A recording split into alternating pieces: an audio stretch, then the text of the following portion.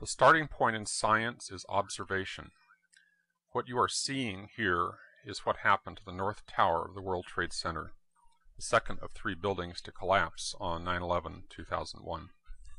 I use the word collapse, but words can be deceptive. What do you really see happening here? There's a tremendous amount of falling debris, but under the canopy of debris, do you see the rapid sequence of explosive ejections of material? Some of the jets have been clocked at over 100 miles per hour. I will call them explosions because it's hard to find other words that describe what we are seeing here. The explosions are not isolated and few. They are continuous and widespread. They move progressively down the faces of the building, keeping pace with the falling debris. Perhaps you can imagine a natural cause, but I can't. Notice that the explosions are occurring on multiple floors at once, over a wide zone, not in a floor-by-floor sequence that might be explained by pancaking collapse. Notice there are explosions far below the point of collapse. Some are isolated and focused. These are often referred to as squibs and are commonly seen in controlled demolitions. However, this is not a standard controlled demolition. The building is being progressively destroyed from the top down by waves of explosions, creating a huge debris field. The destruction is in waves, not just in one wave. Most obvious is a rapid sequence of explosions near the visible corner of the building. But simultaneously we can see another wave of explosions much further down the face of the building under the canopy of falling debris. Notice that both waves of explosions progress down the face of the building, nearly keeping pace with the falling debris just a few feet away. Slabs of concrete did not fall to the ground and smash to dust. There is almost no concrete in the rubble pile. Notice that the concrete is being forcefully ejected outward from the sides of the building, already pulverized to dust. Notice that embedded in the dust clouds are huge girders and entire sections of steel framing that are being hurled out of the building. The horizontal speed of some of the girders has been clocked at over 70 miles per hour. Some of these girders impale themselves in the sides of neighboring buildings.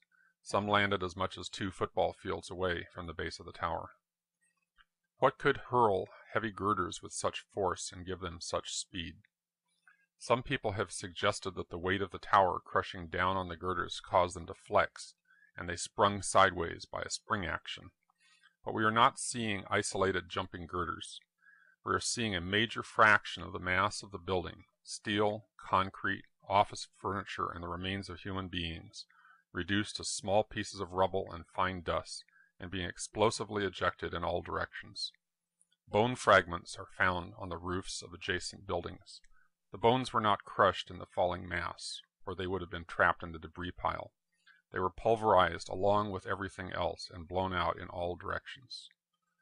The NIST investigators have claimed that the top section of the building above the plane impact point came down like a pile driver, crushing the undamaged lower section of the building all the way to the ground.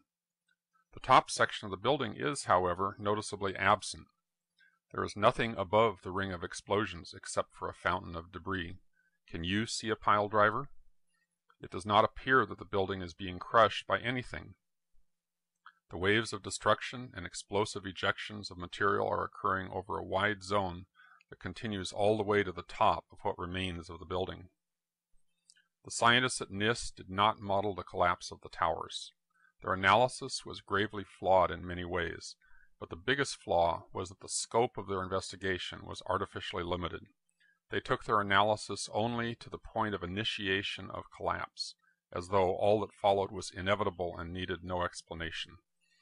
The scope of their investigation was artificially limited to what might have happened or could have happened to begin the collapse. What they explicitly did not take into account is what actually happened. By limiting their investigation to the natural precursors of collapse, plane damage and the fire, they ruled out from the start any possibility of discovering evidence of planned demolition. In other words, anything that occurred during the collapse itself, such as the evidence you're seeing here, was explicitly scripted out of the investigation. Any analytical model of the collapse, no matter how simple or how sophisticated, is a bad model and bad science if it does not come back full circle to explain the actual observations. What do you see?